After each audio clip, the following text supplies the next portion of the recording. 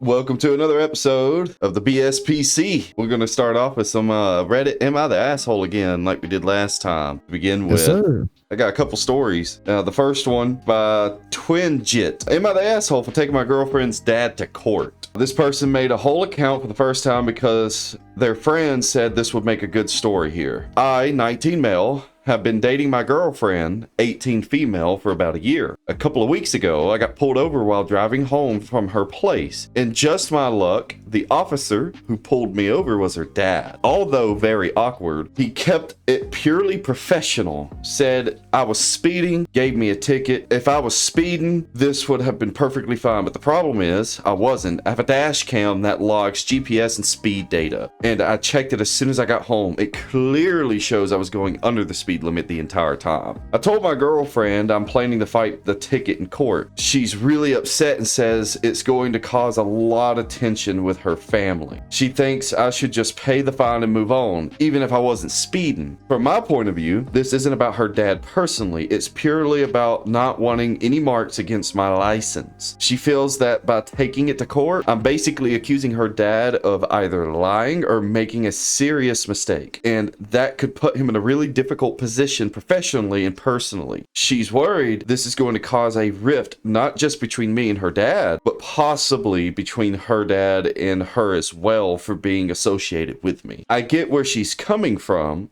and I don't want to disrespect her dad or damage the relationship I've built with him, but honestly, we have always gotten along well. He's a tough guy, but I respect him a lot, and I know he's just doing his job. I've never had a ticket before, and I pay for my own car and insurance, so something like this could raise my rates and stick with me, especially being so young. I'm not trying to be difficult, dramatic, or disrespectful, but I just don't think it's right to let something slide that could impact me long term, especially when I have clear evidence that I wasn't speeding. I'm still planning on fighting the ticket. I have the dash cam footage. I know I wasn't speeding, but my girlfriend is incredibly upset. She's been distant ever since I told her, and lately, she's barely talking to me. I can tell she's really hurt and stressed about the whole thing. She keeps saying I'm choosing a stupid traffic ticket over her and her family, which is technically true, but that ticket comes with a lot more than just one-time fine. I don't want to take the blame for something I didn't do, so I've already pled not guilty and have the court hearing scheduled for a few weeks out. I think this is the right move by putting my future first. Am I the asshole? No, far from it. 100%. And because so your girlfriend's dad is a police officer. It doesn't matter. It could have been any other type of police officer. If you have the proof that you didn't do anything wrong and you just got a ticket, it could have just been an honest mistake, because the most common mistakes when it comes to the speeding aspect of police officers is they'll sit there and think that you might be speeding, so then they pull out of their spot and they try to catch up with you, and while they're catching up with you, they're using their speedometer to rate how fast you're going, but they're going faster than you to catch up to you, so they pull you over thinking that you were speeding. Other times they'll also use that same thing I just stated, but maliciously. Yeah, you're definitely not the asshole. I would do the same exact thing that you would do. I would go to court, fight it, regardless of what she say. Put your foot down and pretty much let them know, hey, I'm not finna take no bullshit, regardless if I'm going to be here or not with your daughter. In the first place, he should just let you go. Slap on the wrist, told you, hey, just don't do it next time.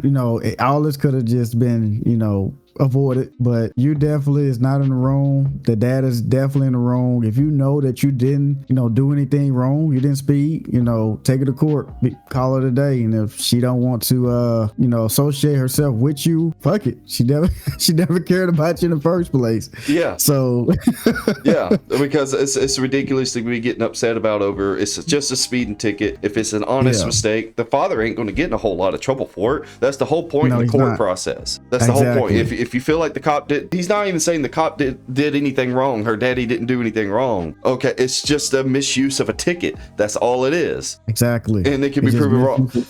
All that's probably going to happen is her dad is going to have a talking with his boss about, hey, you know, next time make sure this is done right before you decide to think that they're speeding. Just make sure you are covered. You ain't going to get in no trouble for it. It's nothing that serious. At the end of the day, you don't have to deal with a father at all. It's plenty of relationships that's thriving, not dealing with each other parents. It's not going to be always peaches and cream. Time heals everything. Like I said, if she don't want to, you know, get past this, and, you know, y'all can even have like a sit down and talk about the situation. You know, it's not that serious, but, you know, if it's that serious, just sit down and talk, you know, and if you don't want to agree with you or anything, just call it a day. You got to fuck with them.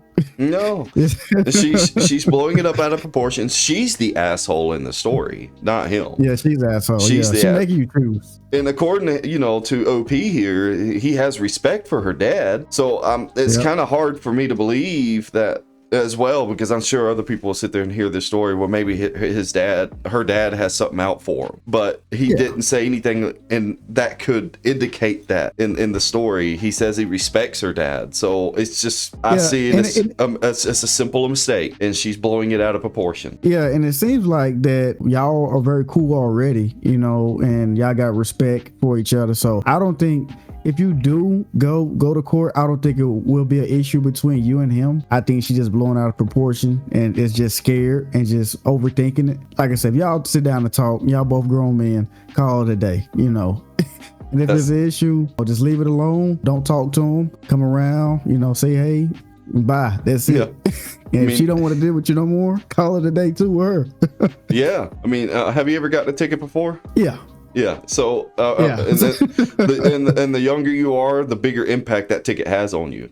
Yes. Even if it's something small like that. Yeah. Under 25, your insurance will shoot through the roof. So, you know, fight it. Oh, yeah. You don't want that on your license. He's 19. Oh, yeah. Yeah. So 19? He's 19. That's going to hit him hard.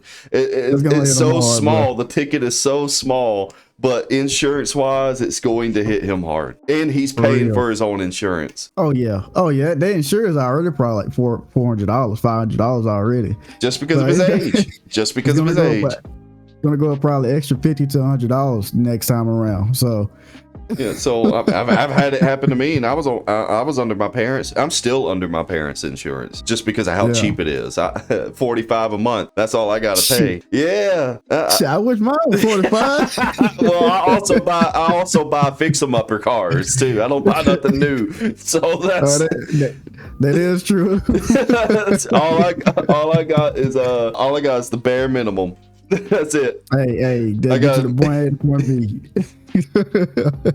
Hopefully make it a point C. yeah, that's all I need it for. Like every car has been a fix 'em upper, and like with my very first car, the transmission went out after a hot minute of drive. Paid $500 for that Ford Explorer, 1999 Ford Explorer. Eventually the transmission went out to not fully, just reverse. I couldn't back up anymore. So if I parked somewhere and I needed to get out, I had to get out, put it in neutral, and push it out. Hey, that's how you're supposed to do it, baby. But fuck it, you might as well just roll the horse. Yeah, might as well. Just start riding the horse, man. So the second story is by Correct Jury 5273. Am I the asshole for leaving my mom's house after she went through my stuff without my permission? I, 18 male, went to the store to pick up laundry detergent and returned home to see my things in my room weren't where they were, including my locked safe that only I had access to being open. I came out of my room and my mom was holding my dab pen, legal for my age and my state, and a fake ID I had while I was in college, and was furious. She was yelling at me and cornering me into my room, so when she went outside to smoke, I packed my bag with a few set of clothes and left. I am now living with my dad halfway across the state. Now things get complicated. When I was 16, my mom set up a custody agreement, a custodial account under my name that I could use for my direct deposit for my job. If you're not familiar with a custodial account, it's a bank account that both you and your parents have access to. It's like a joint account. However, the adult is not legally allowed to mess with the funds in the account. When I left, my mom transferred all of my money out of the account. I called her out on this, and she responded bluntly saying things like, I only did it to get you to pull your head out of your ass. And if you had any sense, you'll know my intentions with your money. I have not seen the money since. She has brought the account into overdraft and refuses to put the money back unless I come back to her house and get a check. I refused to pick up a check and requested the money be put back into the account so I could transfer it out myself and close the account. She refuses. Am I the asshole for leaving? No, not the asshole. Yeah, you definitely not. No, far from it. Your mom seems to have controlling issues. She has to be in control of the situation. He's 18 years old. At that point, your parents have no rights to go through your things anymore. At that point, it's over with.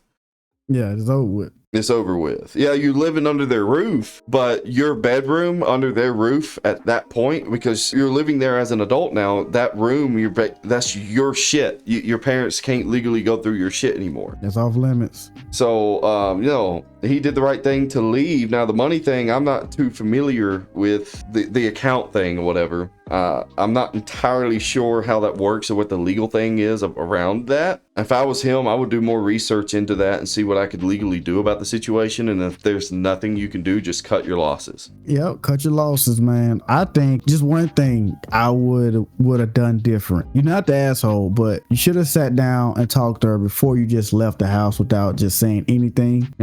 Me personally, I would have talked to my mom, told her, hey, that's not right. She went in my stuff and everything. So I'm just gonna move out, move to my dad's house or whatever. And I can still come and visit and everything, but I don't think I have enough privacy. Other than that, you did what you're supposed to do. Get the fuck out. Do what you got to do, keep your distance, because like you say, your room is off limits. She shouldn't have went up in there and touched anything. Mm-hmm.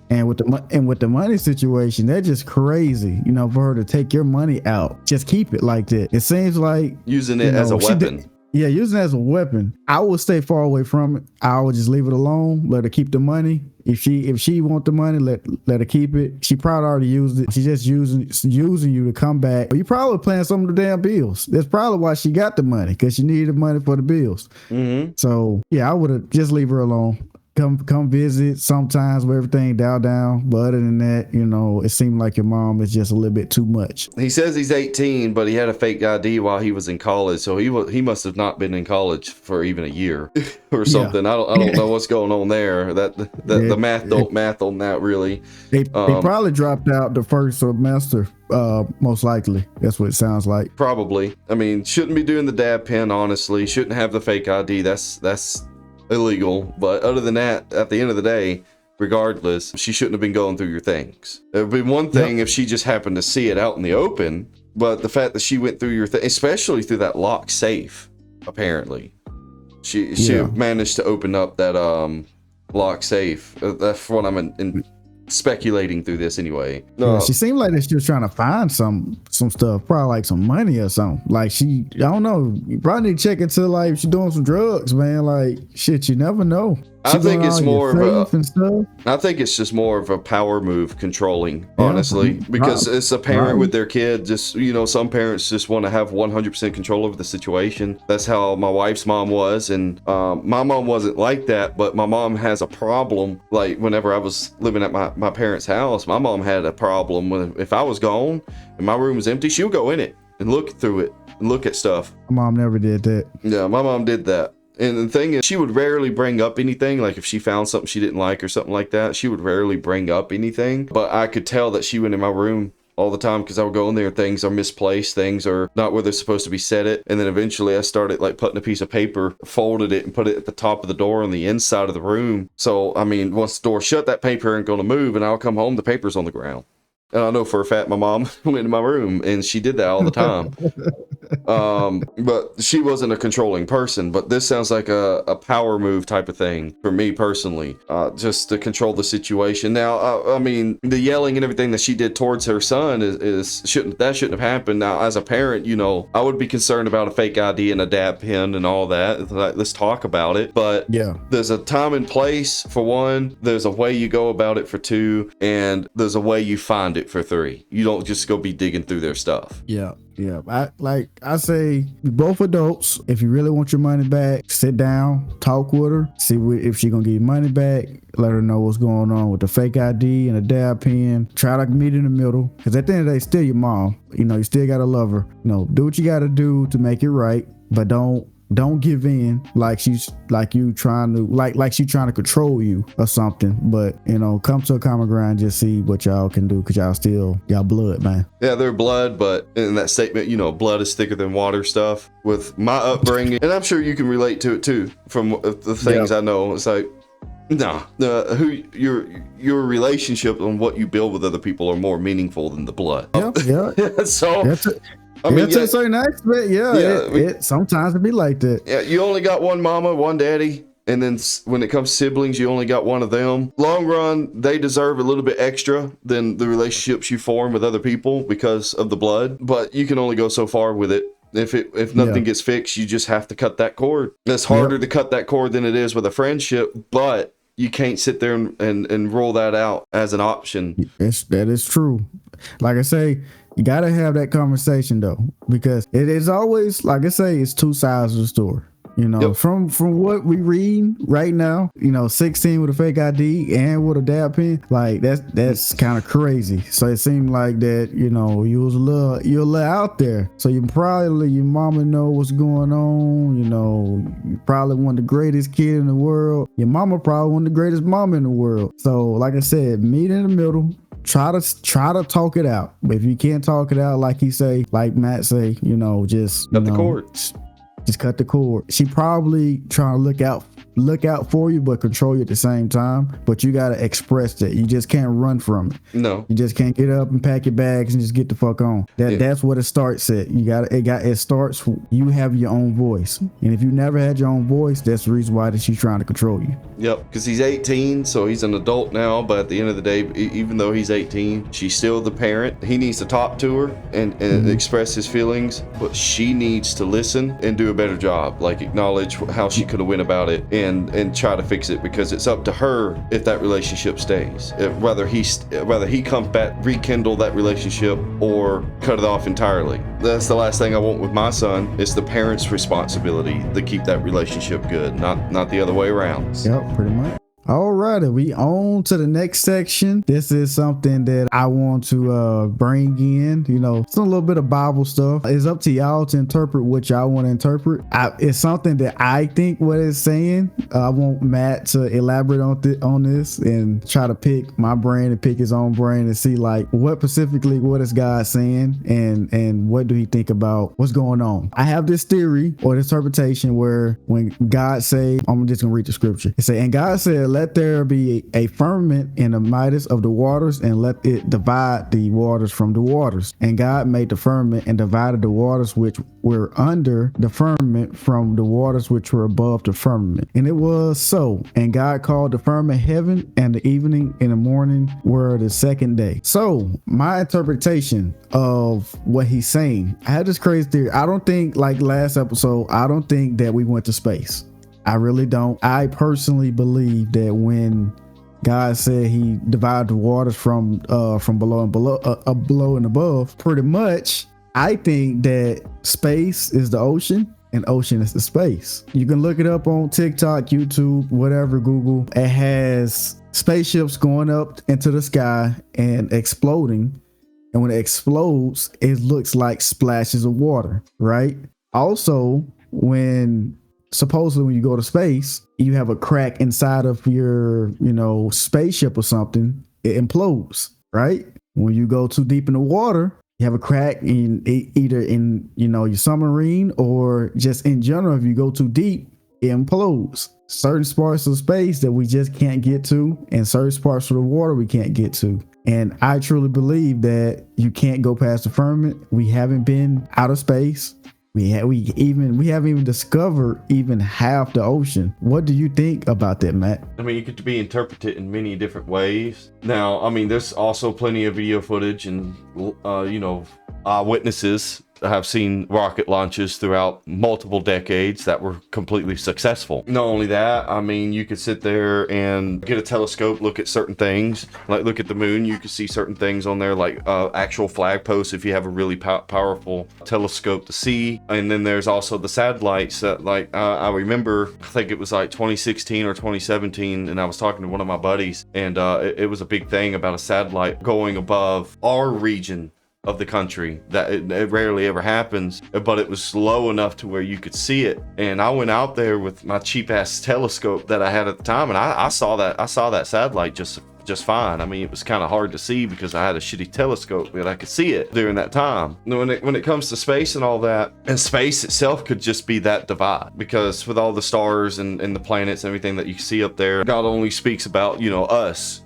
and who we are on earth and everything like that. Yeah. You know, God is a creative God. He's very creative. It says that in the very beginning of Genesis, of that he created the earth and the heavens and everything like that. Yep. And that tells us immediately that he's very creative. I think that the space is real. The planets and the stars and all that, they're real, is just as real as well. That's not to say that there's like other intelligent life forms out there. I'm not going to say there is or isn't. I'm just saying that he's so creative, he probably did all that just for our amusement, I guess you could say, or for us to look at and look at the beauty that God has created. Because, you know, everywhere you look around with the trees and the grass and just all the individual different types of plants, even with some insects and animals out in the wildlife, watching the clouds in the sky and seeing the sunset, everything is so beautiful. And then at nighttime, whenever the light's down, when you look at the sky, it's beautiful to look at that too. It's just, God is a beautiful creative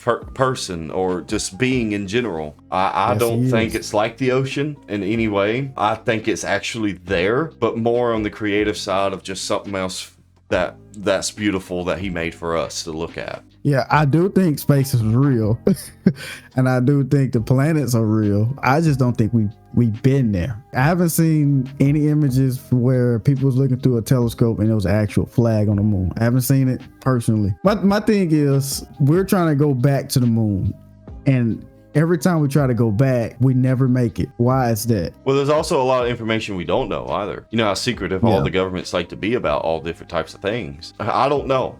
Yeah. But like I was saying before, if you've ever looked through a really powerful telescope and looked at the moon at certain times, especially when it's a full moon, you can see flag posts or areas that look like a flag post would be there, and obviously it looked like something's happened there that's not just natural, like tracks and stuff like that. You can see stuff on the surface of the moon. Now, I mean, and then again, I mean, we haven't been in space, but how do you explain satellites?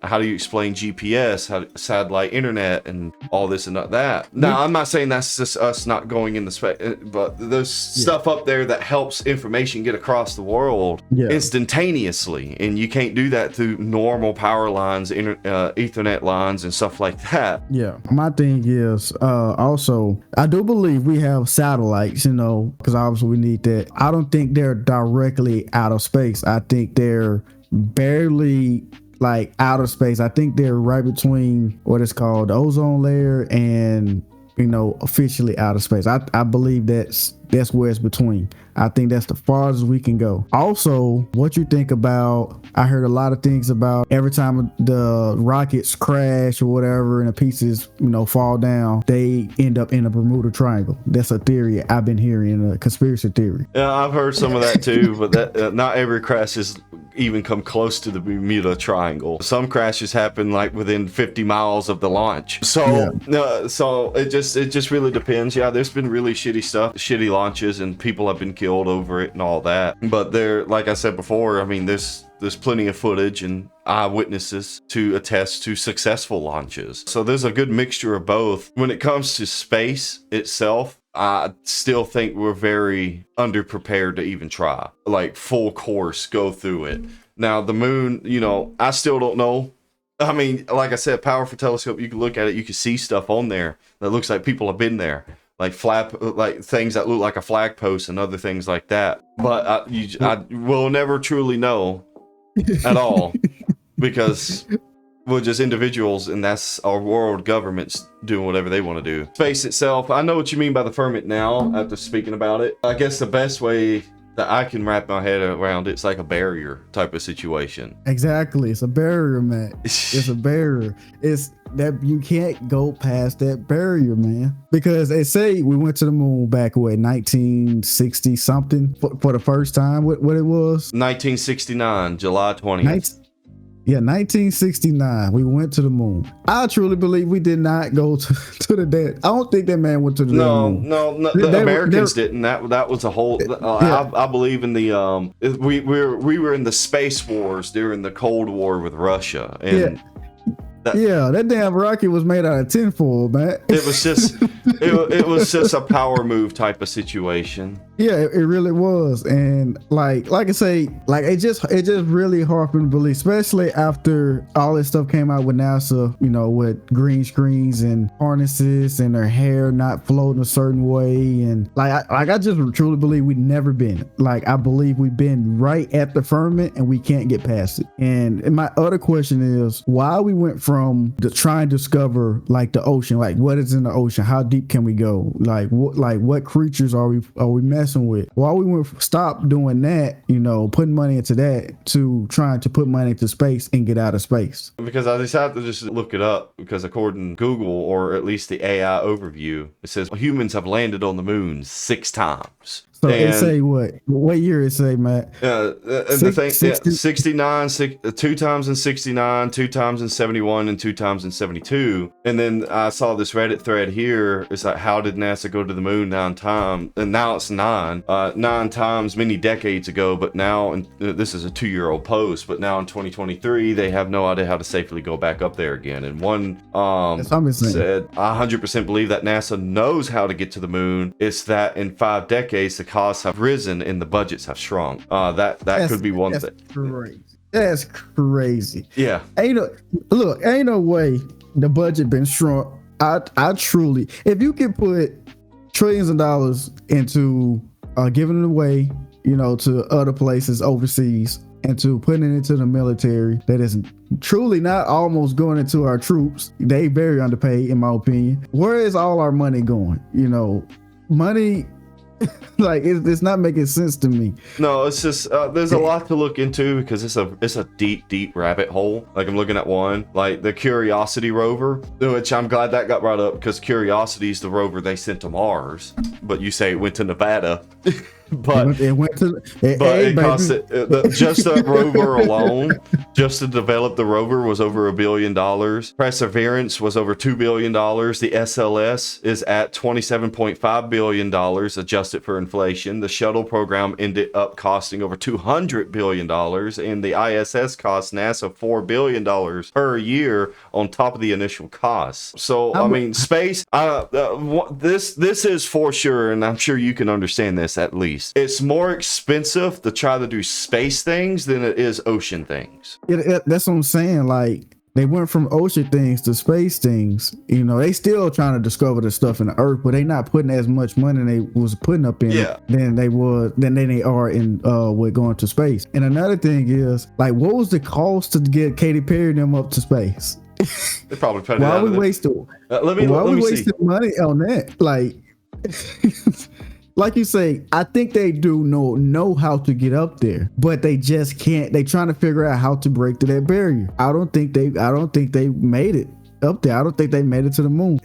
Last time they've been in space was in 72. Google says 1972 is insane, man. Like, that is crazy. So she between $157,000 to $235,000 just to reserve a seat. How much was? And then $28 million for the seat altogether for Katy Perry. I'm thinking, like, for that, either it's a straight up lie because she's a celebrity, or they just went up to that ozone layer. Like, she was basically at the clutches of space because she came back pretty quick, and so using the gravity of Earth to just pull them back down. So they got to be up there for like a few hours while they like a dome thing, and then just eventually came back down. I don't know. Now, when it comes to celebrities and stuff, I don't believe anything from Hollywood anymore. I stopped believing Hollywood stuff a long time ago. Oh my goodness. So But other than that, when it comes to government stuff, that's a whole different ball game. If you go down the rabbit hole of the moon landings and Curiosity, the rover, and all that, there's just so many different avenues of information that you're going to get. There's nothing that is nothing's concrete. That's the issue. So that's the reason why all these theories happen. But the number one thing that you can always rely on, no matter what, is the Bible. Yes, sir. It is. That no matter what, it's the Bible. The firmament or whatever, it can be interpreted in different ways, like a barrier. You know, space itself. Space itself. Yeah, you could be a flat earther. Yeah, they think that we're flat. Yeah. Flat like a what you call them little balls that you shake on Christmas. Yeah, that's what they think. Yeah. I don't believe the earth is flat, guys. No. I'm not crazy. It's scientifically impossible for the earth to be flat. It makes zero sense. Makes zero sense. Like it makes zero sense. Also one more thing, Matt. I know we gotta move on. So I was gonna say something too about it. Oh, go talk. No, I was gonna bring up, so, you know, people, how you were saying earlier, is that we've deviated our focus from the oceans into space, and there's been conspiracy theories about that as well. Like, they must have found something deep in the ocean that terrified them so much they rather ventured looking somewhere else. Exactly, and I was going to lead into that. So you don't think that the ocean and space is not connected at all? Because, like, okay, look at it this way: the sky's blue, right?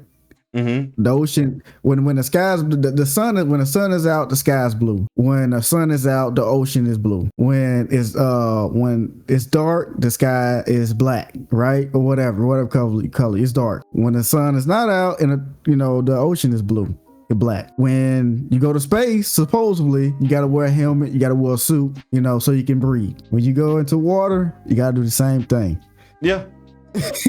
Well, because in water, you can't breathe water, and in space there's no oxygen because plants and trees create oxygen. There's no plants and trees in fucking space. Yeah, there's no oxygen up there. And yeah, the sky's blue because the earth is over 60-70% made of water. And now water itself doesn't have its own color. It's just the mixture of the different chemicals and gases that's within our atmosphere that give it that blue tint from when the sun's lights hit it. There's a lot of science behind it, but I'm not no expert at it. And that's the reason why it's blue. So whenever the sun is not hitting it, the light particles ain't bouncing off of all those chemicals and particles and stuff like that that's up in the atmosphere, so it makes it clear as day to see out beyond the ozone layer. So yeah, the ocean turns black, the water turns black, because water has no color at all, it's just clear. But when you shine any type of light onto it, it reflects the color of what it's shining onto it. If the sky's blue, the ocean's going to be blue. If the sky was green, the ocean's going to be green. But yes, you need a suit and a helmet and all that to breathe underwater. Oxygen tank, you can't breathe water, but when you go into space, oxygen is produced scientifically by trees and vegetation in general, but predominantly trees is what produces our oxygen. There's no fucking trees in space. Of course you're going to need to do the same thing as you would in fucking ocean to breathe in space. I'm just confused on where you're going on that at this point. Matt, you gotta think outside the layer, man. You gotta think outside the layer. So look at this. So do you think that they when they were discovering stuff in the ocean, and they got to a point where like they got too deep, motherfucking exploded and everything else down there because they got too deep and everything, the pressure was fucking them up. So they figured out that maybe they found the part in the ocean they can see straight to that motherfucking sea space. Well, you don't think it's like a portal from the bottom of the ocean to the deepest part to get to space? And now there's like, we can't get to it in the ocean. Now we got to figure out how to get the fuck to space through the fucking sky now that we know of. No, the deepest part of the ocean that we have been able to find is within the Pacific Ocean, and it's 10,935 meters deep. So that is 6.7 to 6.8 miles deep. That's really deep. No, like if Indeed. okay, so the Earth isn't flat, so we've acknowledged that it's round, but how could there be a portal? I mean, there's a solid surface at the bottom of the ocean at some point because the That we Earth know has of. that there's a core. We haven't hit it yet, Matt. Yeah, well, we can't. We don't have the technology to reach all the way down. Well, we have technology to send something small that can handle the pressure, but nothing And we big. don't have the technology to get outer space. Yeah, so we don't. It's a barrier that I would truly believe that God gave us a barrier in both ends, the water and the sky, for us. We can't go through for a specific reason. Yeah, I don't know. I got to do more reading. I got to read the lost books of the Bible. I really do. I do want to read them and see what they say. Not saying I don't believe it or not, but I truly believe God made these barriers for a reason. Yeah, when it comes not to cut you off, when it comes to the lost books of the Bible, they're not in the Bible for a reason because they cause contradictions. Yeah, it's a whole different story. When it comes to the Bible, because I've been learning a whole lot more with that too, with the lost books and stuff like that. It's a way to deter you from the believings of the Bible, from what I've learned about it. And because if you look at it, there's 40 plus authors of the Bible throughout 1,500 years and like 6 or 7 different continents writing the Bible. And when you from the people who have spent their whole life studying it, it all connects. There's no contradictions, but these lost parts of the Bible, I think, is what somebody else had written into them, kind of like Muslim in the Quran, where somebody was trying to start their own thing and it was rejected to be added into the Bible because what they had written down contradicted something that was already in these other books that's already in the Bible, and the Bible can't have any contradictions. So let me ask you this. I know we gotta move on. So we got on the meat and potatoes now, baby. Oh yeah. So look. So you don't think that the government or the past have rewritten the Bible so many times that they have taken retranslated it? But yes, retranslated it. Yeah, not rewrite. Retranslated the Bible, many of times. You don't think that they have taken things out that you don't think that they want us to know? No, I don't know all the terminology for it, but there are people up at the top when it comes to Christianity, even with the Jews. They have the original prints, which is how we're able to translate it. You can still learn how to read those old languages. So you can sit there and request. I think there's because people up there in that high power, not power, but in those high seats can go and study the original text to make sure it falls in line with what's being printed out. The Bible is not tampered with. So you don't think so? I'm not saying there's no Bibles out there that are tampered with, but the Bible itself, the King James version and stuff like that, no, they're not tampered with. So you telling me that I can go and I can get a copy of the original text, right? You can't physically go see it. You have to be in the highest parts of Christianity. However, the hierarchy works in Christianity and Judaism and all the other. See, that's what I'm saying. Like why they won't open it to the public? Like it doesn't make sense to me. Would you really just let a stranger that you have no idea come and see these texts and believe that they won't destroy it in some form or fashion? No.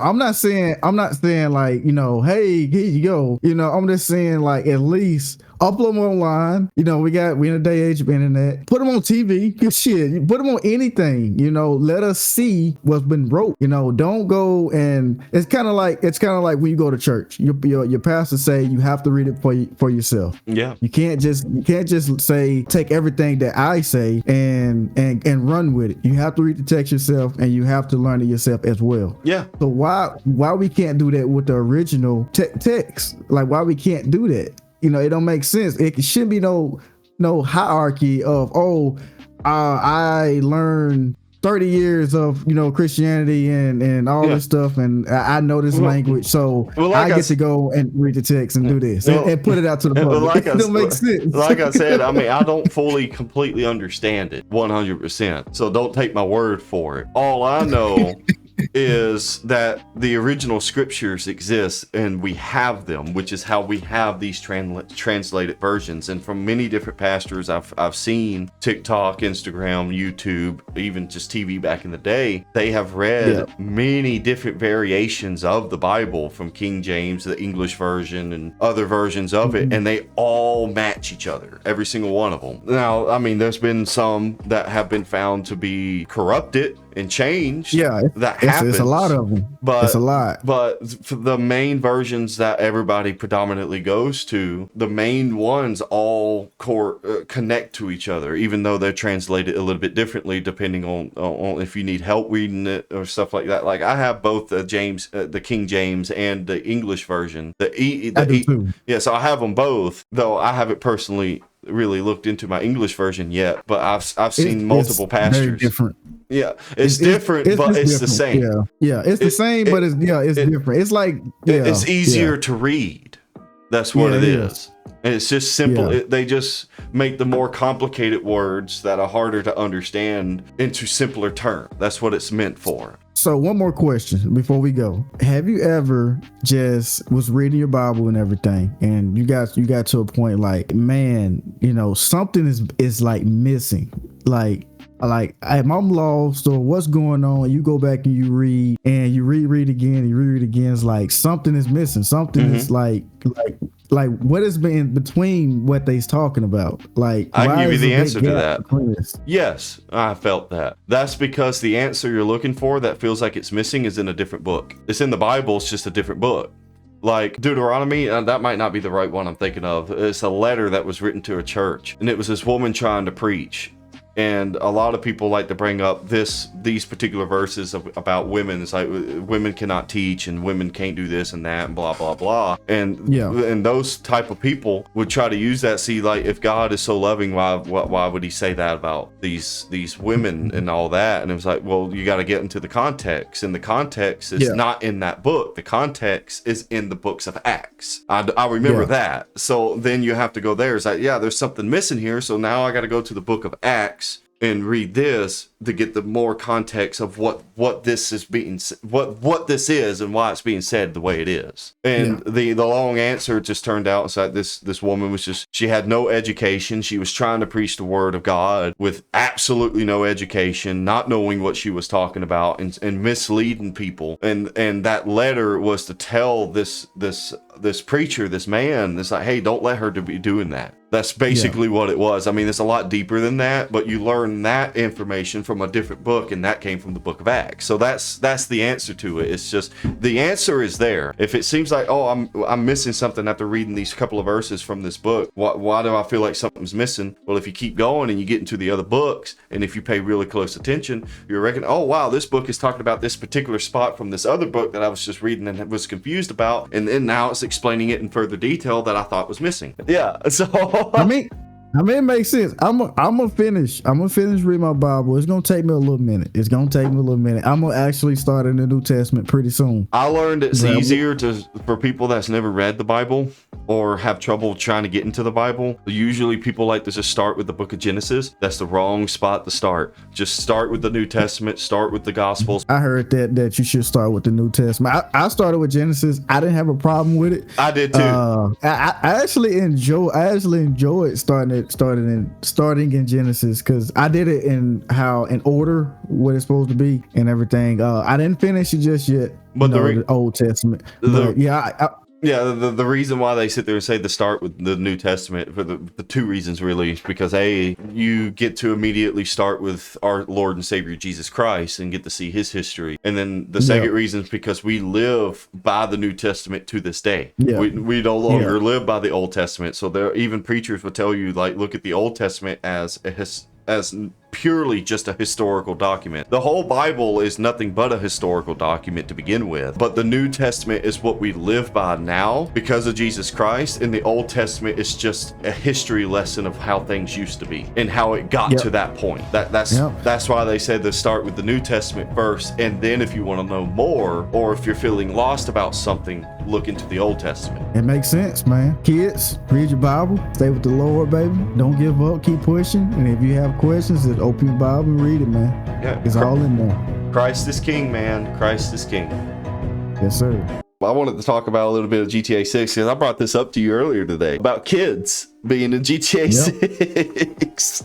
Okay, It's crazy. So no, it's just people have been sitting there looking in the trailer. You know, trailers came out. People are going to overanalyze it, and there's a screenshot. Apparently, this is the screenshot here where they see the kid, and they zoomed in. Right over here, it looks like a kid sitting next to an old woman. And so now this big old theory has come to where there's kids in GTA 6, and now there's also things saying that you'll be able to walk into schools as well. Yeah, there you go. You see, you're pulling it up right now. It looks like a kid. Crazy, doesn't it?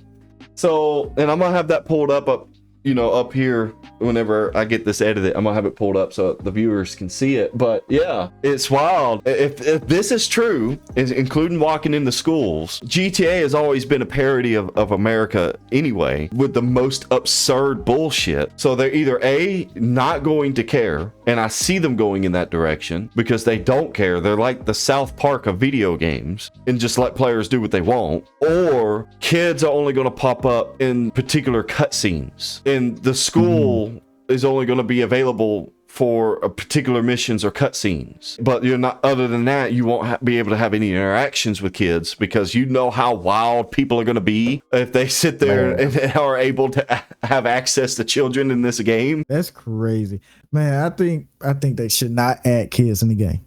We don't need them. Like you say, people do some wild stuff. We're in a wild time where it's a lot of school shooters out here, and they add a school with kids up in it.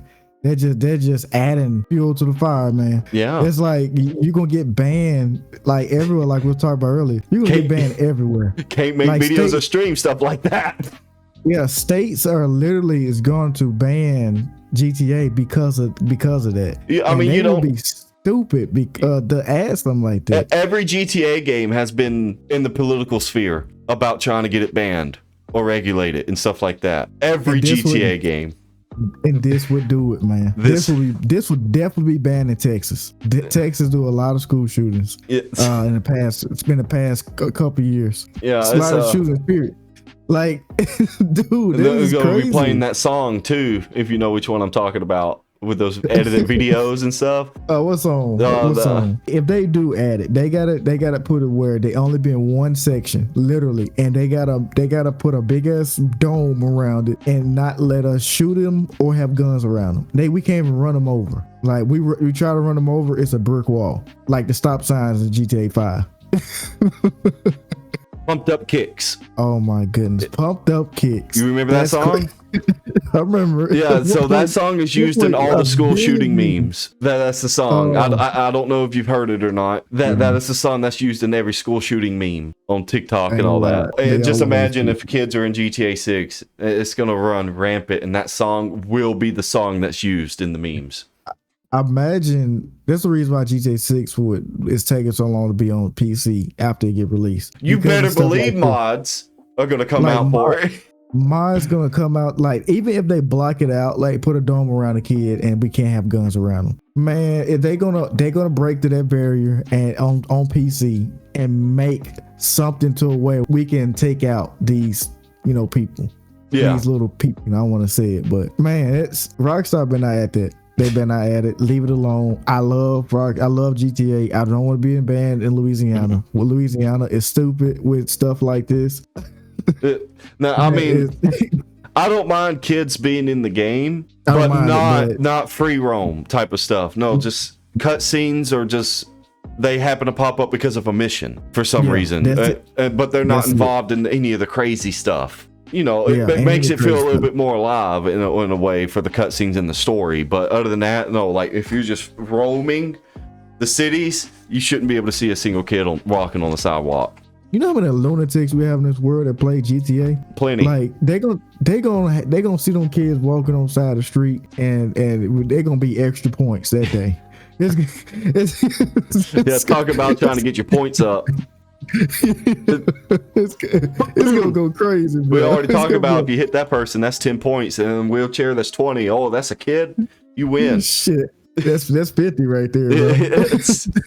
you got the golden egg. Now, besides GTA 6 though, with the new stuff that's been coming out with now the Nintendo stuff, you heard about the new EULA agreement with Nintendo Switch 2? Yeah, I heard some stuff about it. Didn't I mention it to you before earlier? I don't remember. I don't know. We didn't talk about it earlier, but I did hear some stuff about it, and Nintendo is just doing some stupid stuff. No, they've become the Nazis of the gaming generation. They are, bro. And so for one, you're not allowing your game. You act like PlayStation, not allowing your exclusives on other consoles. They've been doing that though. Yeah, they've been doing that. We're in a day and age where sharing is caring, baby. Oh, You're gonna make your money regardless. You're gonna make it regardless, and it's Nintendo. Come on now, who not gonna buy it? But at the same time, ain't no way I should be able to go buy a Nintendo game and not have the rights over that game. You don't even have. Yeah, you don't. Like, even, it's the same thing with the console. You don't have rights over your physical console. It's stupid. It's stupid. Now Xbox, well, some game, not Xbox, but some games they do give you like an offline version. Like you don't have to go online to play it. You can have that CD forever. Even they ban it, you go on your game. As long as you ain't online, you can be able to play it. Mm-hmm. But it should be like that every game. It shouldn't have to. I got to be online to play it. You know, there's a lot of old folks that don't have internet. Like it's an old guy that went to this game place in Ruston. He was asking about a racing game where he can play online and stuff. And that was like, no, offline. It was like, no, we can't. You know, you got to have internet. Mm. And he was bummed out. You just lost the customer. Probably the crew. Yeah, it probably was the crew. I think it was the crew or the other one, the other racing game. It wasn't Forza though. It wasn't Forza. Yeah, or Gran Turismo.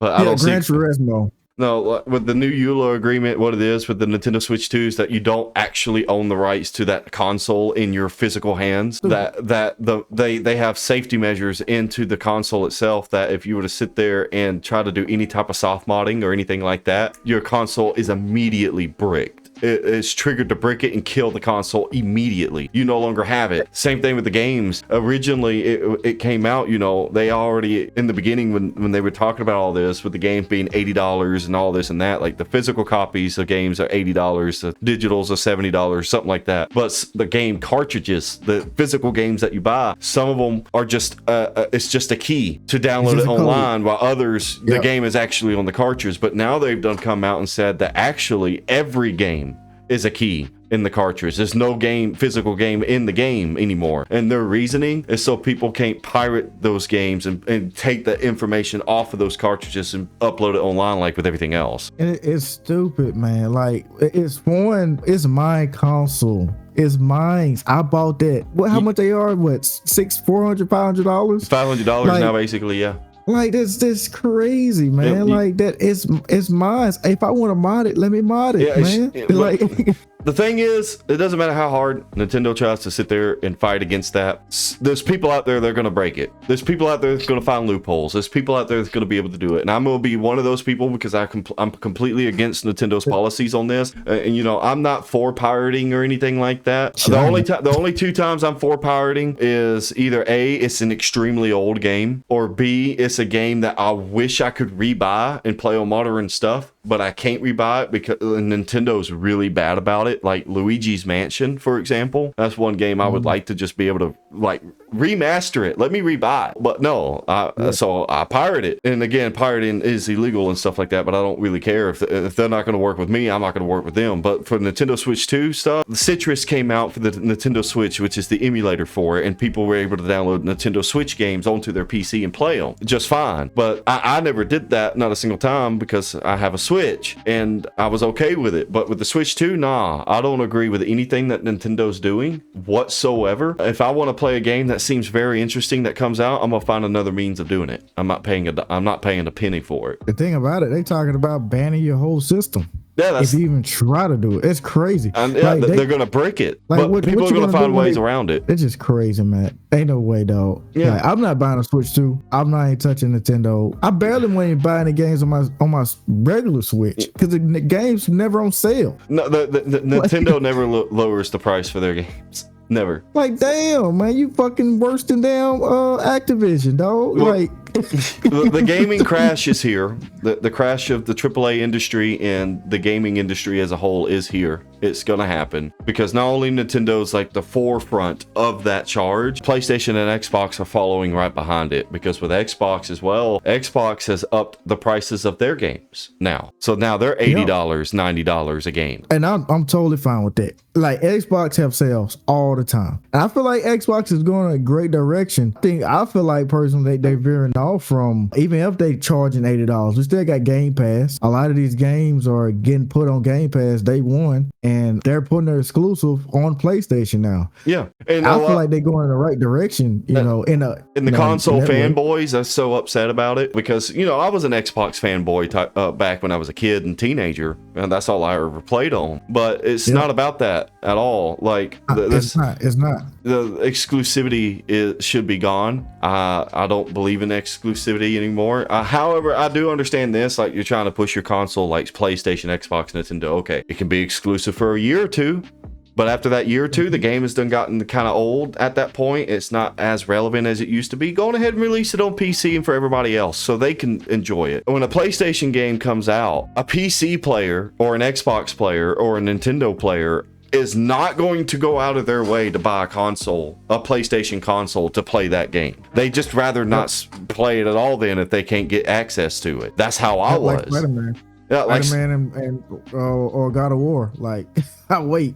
Yeah, I'll just wait. If it doesn't come out to PC, then that's just a game that I'm not going to ever play. Yep. I got there's thousands, hundreds of thousands and millions of different games I can play right now. It's not that big of a deal. Yep. Nintendo doing what they're doing and Xbox following suit with their game prices. I don't really know anything new what's going on Sony's side of the deal, but the AAA gaming industry crash is happening and it's going to hit hard, and I'm here for it. The AAA industry needs to crash. It needs to be done with, especially with all these recent games in the past couple of decades. Well, not past couple of decades. This just past decade alone, not being finished, coming out extremely buggy, messy, incomplete, excessive DLCs, battle passes, and loot boxes, and all this and that. The gaming industry, AAA gaming industry, needs to die. It needs to be restarted. From 2015, 2016 to all the way now, gaming been it haven't been ass. I wouldn't say that because it been some great games. It's been predatory. But yeah, it's been like that, and it shouldn't be, man. It should go back to, man, probably my personal best gaming days was probably from like 06 to probably 2013, 14, between that. Yeah. Them games was great. Some games weren't even getting released every year. They can release every other year. They was coming out finished. We didn't have not Game Pass. We didn't have battle passes. Yeah. we didn't. If it was a DLC, it came inside the case. Yeah. it didn't come way later in something else. Like, it's stupid nowadays. This generation won't ever truly understand the golden age of gaming. The golden age of gaming. I mean, people can argue this in the comments below if they want to, but there's just so much that's weighing on it that it's hard to refute it to not be the golden age of gaming. That is 2005 to 2014. And I say that because that's the age of the 360, PlayStation 3, and the Nintendo Wii.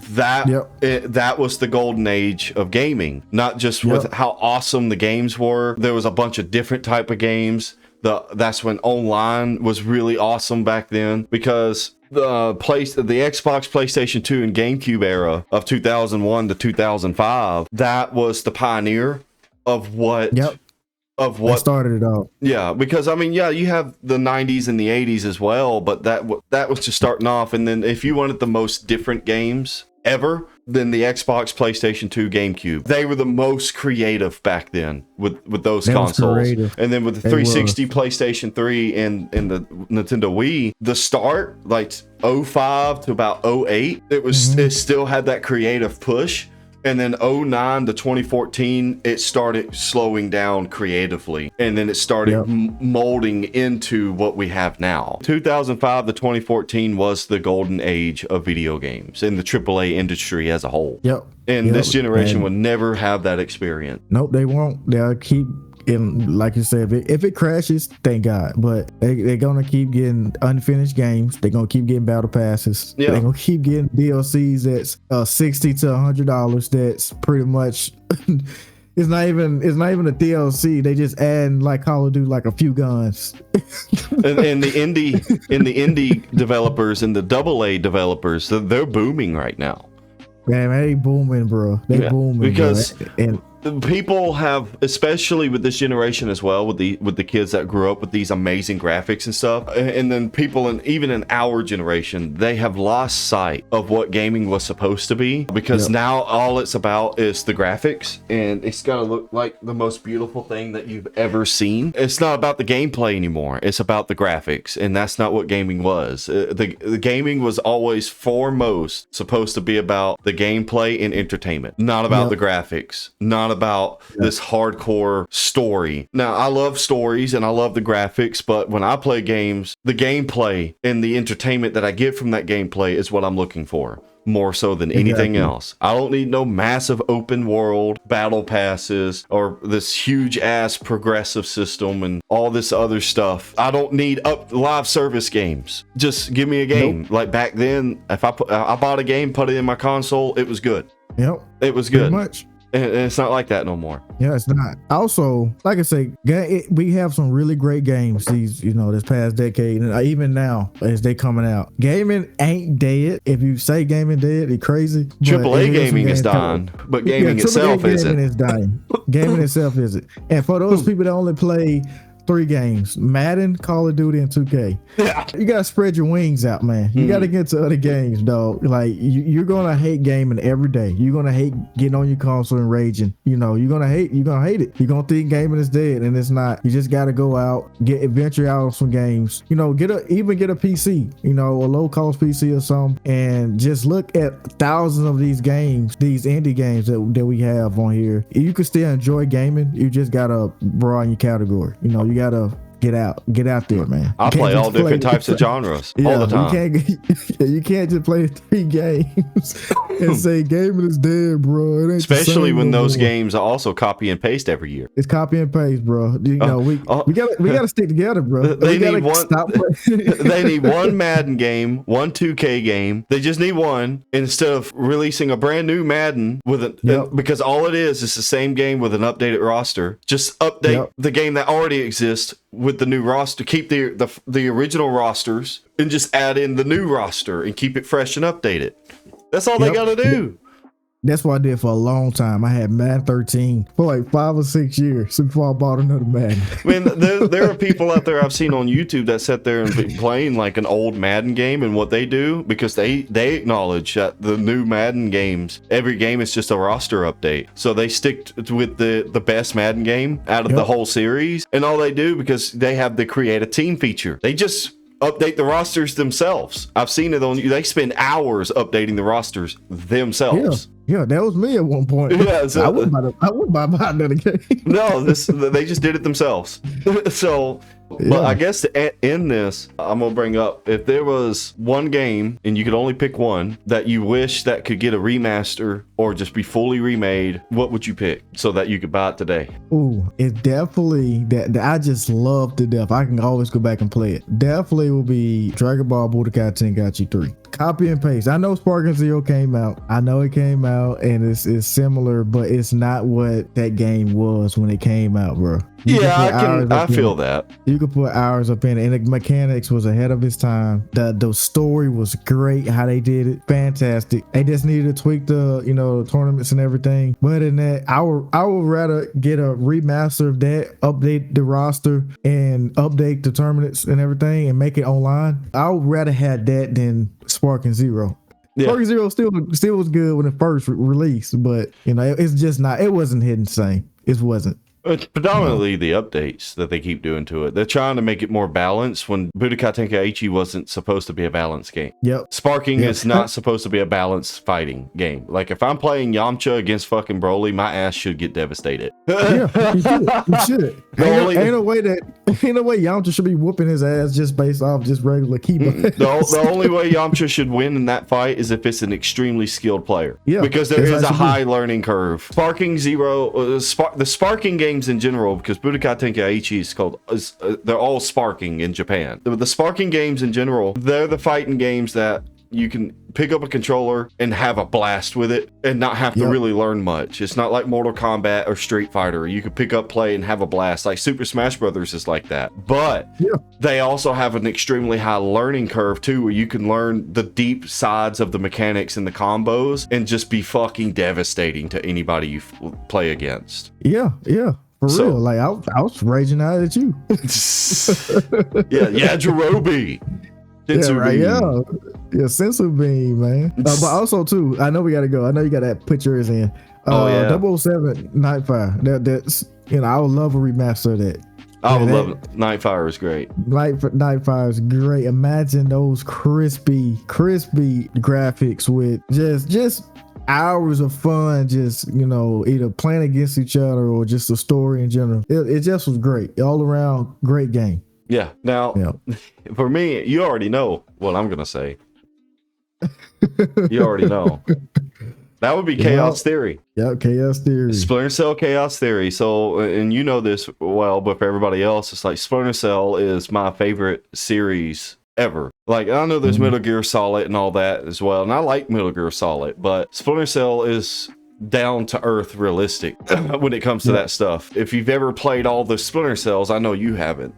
But for those who have, everybody can attest that Chaos Theory was the best Splinter Cell game that they ever made. And it was. And then if you wanted more of Chaos Theory, then you would play Splinter Cell Double Agent. Not the 360 version, not the PC version. You would play Double Agent on the original Xbox, because the original, that was during that period whenever cross-gen games, Call of Duty did it all the time, a bunch of other games did it all the time. They would make one version of this game for the previous generation and then the actual version of that game for the new generation, and they're two completely different games. So, and Splinter Cell Double Agent is just like that, where the same because Splinter Cell is made by like 2 or 3 different developers. So Montreal made Splinter Cell Chaos Theory, if I'm correct on that, and they also made the original Xbox Splinter Cell Double Agent, while another developer made Splinter Cell Double Agent for the 360 and PlayStation 3. They are two completely different games. They have the same story, but they tell the story differently and they play differently. So if you wanted more Splinter Cell Chaos Theory back in the day, you would play Double Agent on the original Xbox, because it was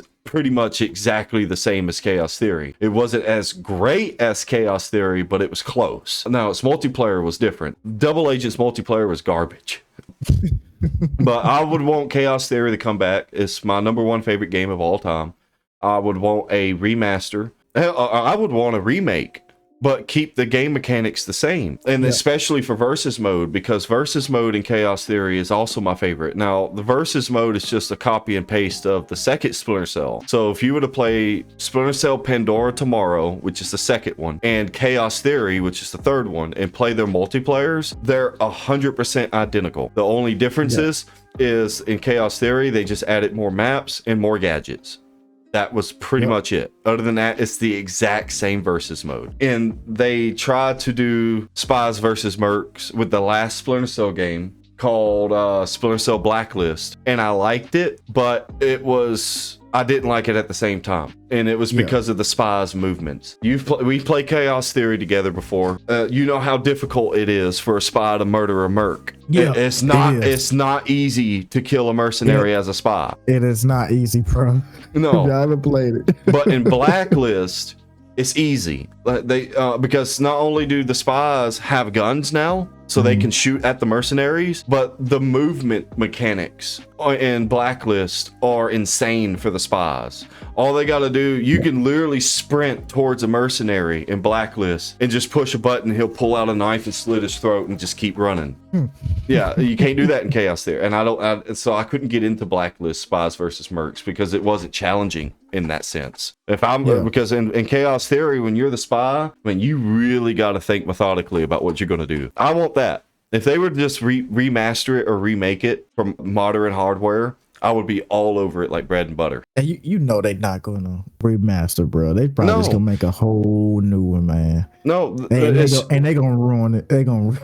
It's Ubisoft. That's why. This And, Ubisoft. and there's talks right now of a Splinter Cell remake happening now for the first Splinter Cell that, and it's been rumored. We're gonna end this off here, I guess. I just wanted to bring it up real fast because I'm passionate about Splinter Cell. So the Splinter Cell remake, Toronto. So I want Montreal to do it. Toronto was the other developer. You got Ubisoft Montreal and Ubisoft Toronto. So Montreal did Chaos Theory. They know what they're doing. So apparently, according to this, at least from this short summary, Toronto is leading the development of the Splinter Cell remake. And the Splinter Cell remake is literally they're remaking the very first one. Now that I know Toronto's on it, I don't know how to feel about it because Toronto, they didn't make horrible Splinter Cell games. It just, Montreal set a standard with Chaos Theory and Toronto has not been able to meet that standard. Yeah, it's gonna be another Avatar situation. Avatar. What are we talking about? Yeah. It's gonna be another Avatar situation. You don't know about the Avatar game? The new one that came? No, I ain't never played it. I know it exists. I ain't never touched it. It sucks. It does? They should have canned it, bro. They should have canned it. It sucked bad. Probably the worst game ever released. Low-key. Damn. Time again, y'all. From last week, you had my crazy ass scenarios. Now you got it again. I know y'all love it. So, Matt. Uh-oh.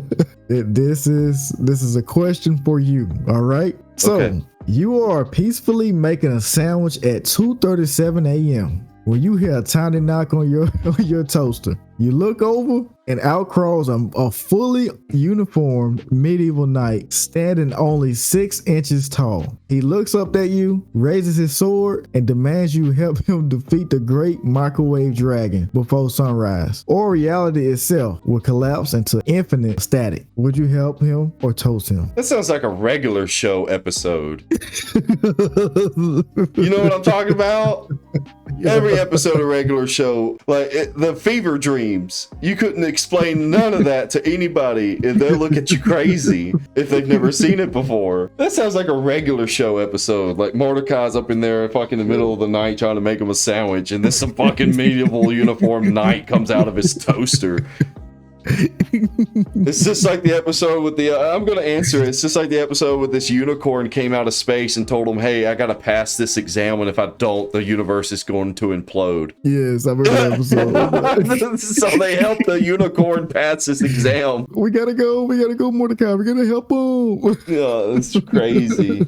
So peacefully making a sandwich, and a uniformed medieval knight comes out telling you we gotta defeat this dragon or the world will collapse. The Great Microwave Dragon. The Great Microwave Dragon. So what happens though? Like if I agree, it's like, yeah, sure, I'll help you. Do I get shrink to his size and I gotta jump in through this portal that he came out of in my toaster? Yes, you get sucked into this portal through the toaster, right? Your wife is not up yet. It's 2:37 a.m. You gotta get this done before sunrise. Your wife get up at sunrise. First thing she do, she turn on the toaster. Both of y'all getting cooked. So you gotta get this done, man. You get sucked in this portal. You got this big fat ass dragon that's at the end of this road.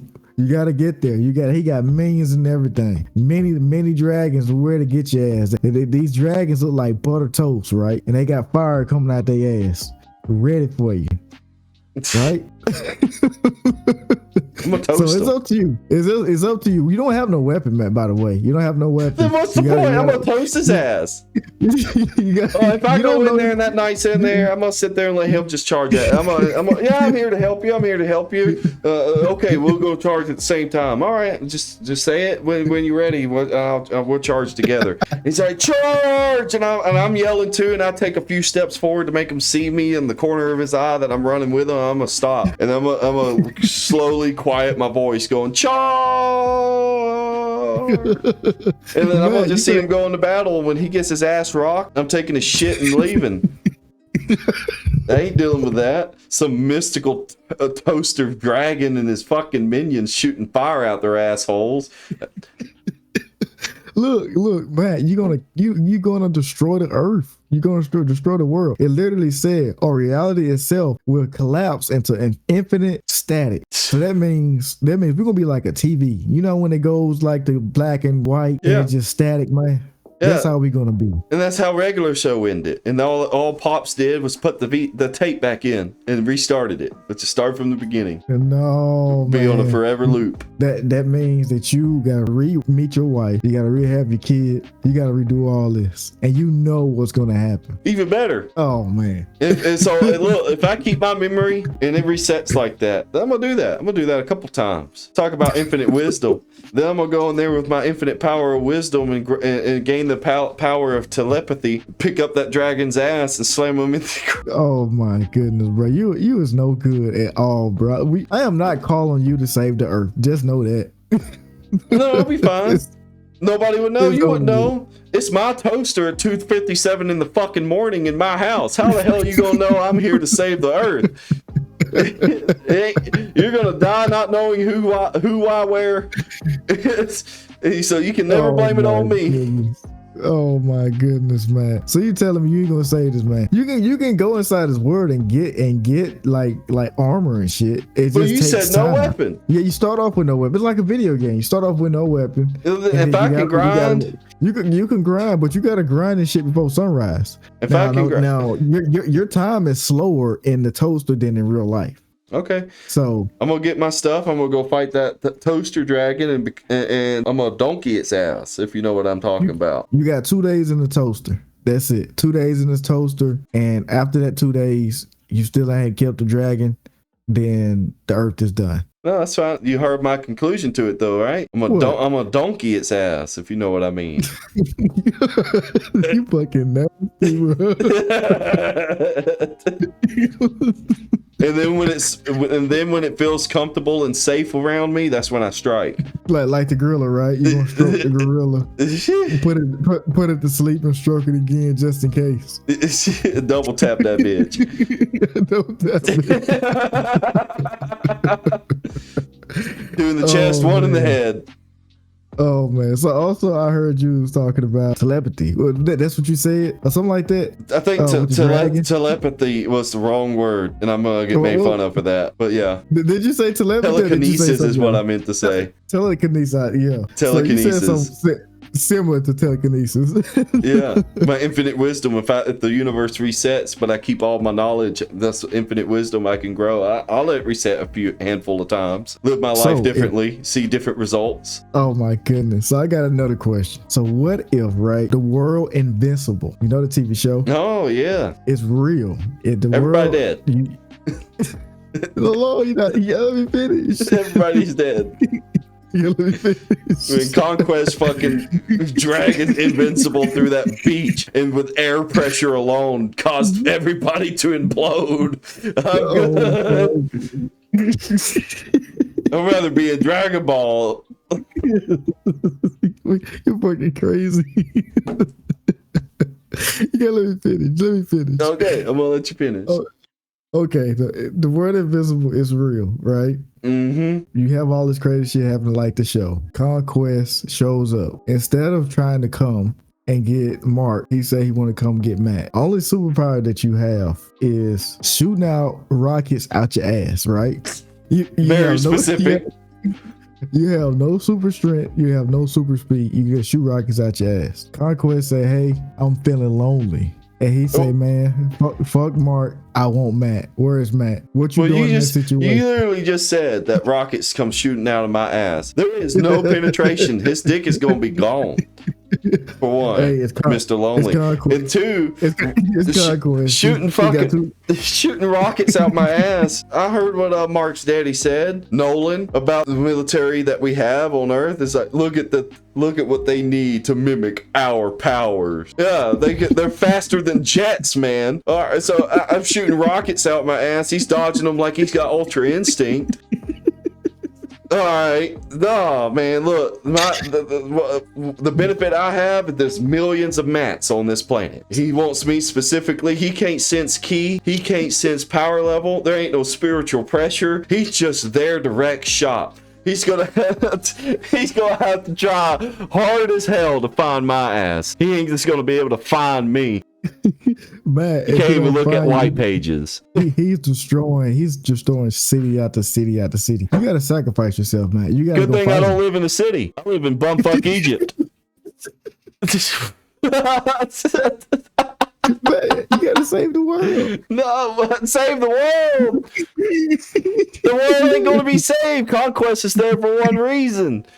Okay, yeah, he's for my ass, right? But he's also there to make sure the planet is suitable for Viltrumite Empire rule. The Earth is fucked. I'm gonna sit still in my bumfuck Egypt ass. All right.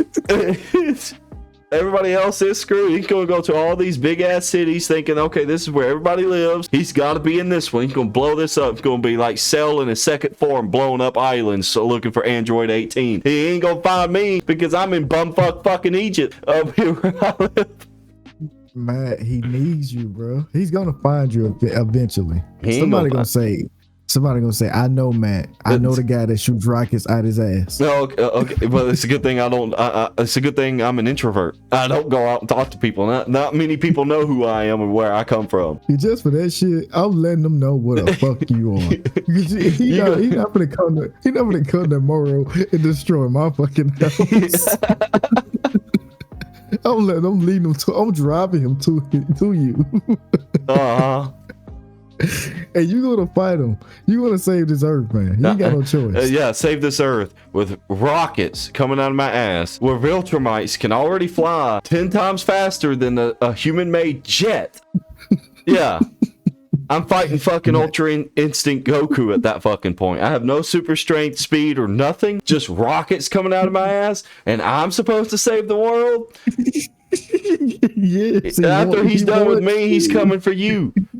No, yeah, he wants you. He's gonna be disappointed. He's gonna be so mad and disappointed that I wasn't no challenge for him. He's gonna get mad at you for wasting his time. He's gonna come for you.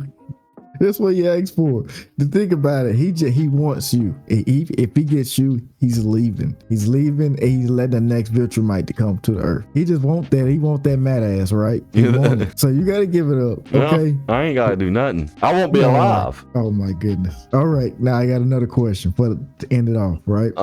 So you're in a situation where you got a gun pointed at your son or your wife, right? Okay. So the man like, hey, I want that ass, Matt. Why is it always something with my ass? Why are you going after my ass? Are you trying to insinuate something? Hey, I'm just saying, man. Look, he said, I want that ass. You look down, this motherfucker got a 10-inch, 18-inch wide motherfucking Mandigo waiting on you.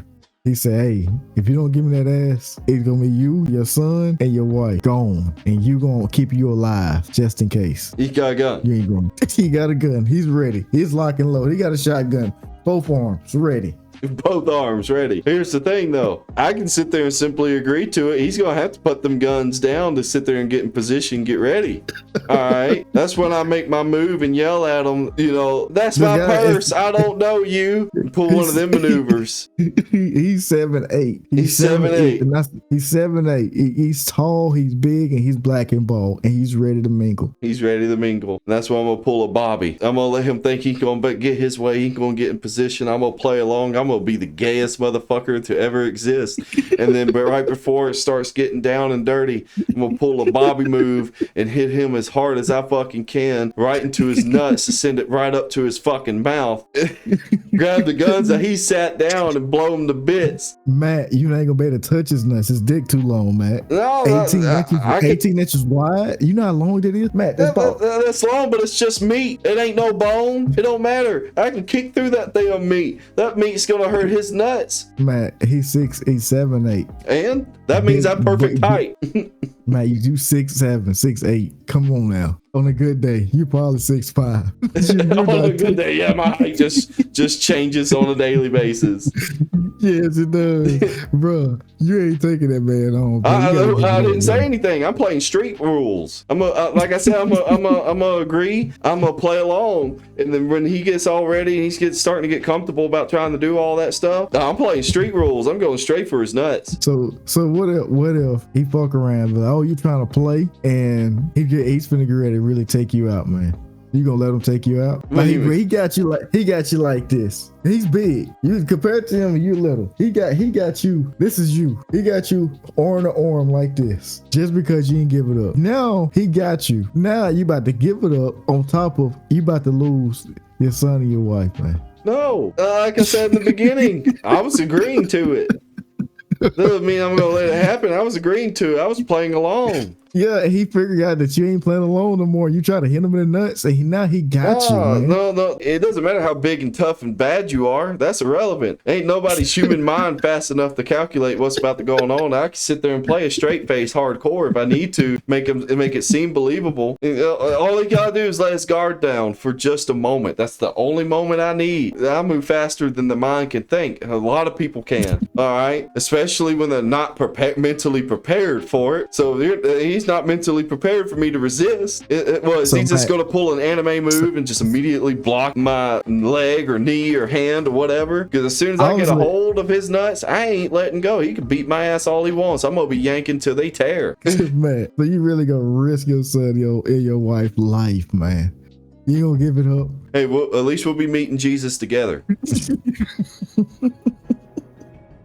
Earth ain't the last, ain't the stopping point.